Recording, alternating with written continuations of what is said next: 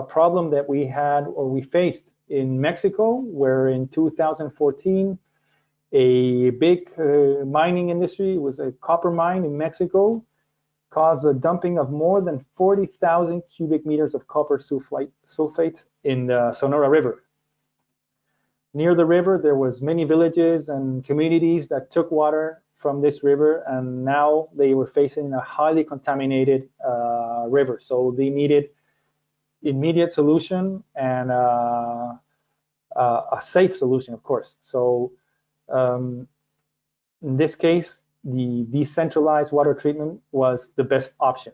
So for this project, we supplied 11 mobile drinking water treatment plants in record time with different capacities. The smallest one was for 1,500 liters per hour, and the largest one was for 50 cubic meters per hour. In this case, the treatment line consists in a pre-treatment of our self-cleaning dish filtration technology, always using air-assisted backwash to increase the cleaning performance.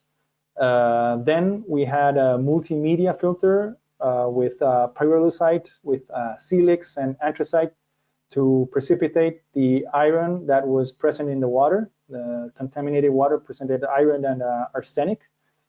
And to remove the arsenic, we finally included the reverse osmosis membrane, always trying to optimizing the water flow, because when arsenic is present in the water flow can be reduced considerably. So the main advantage of this project is we could supply these containerized solutions, which could also be transported from one town to another.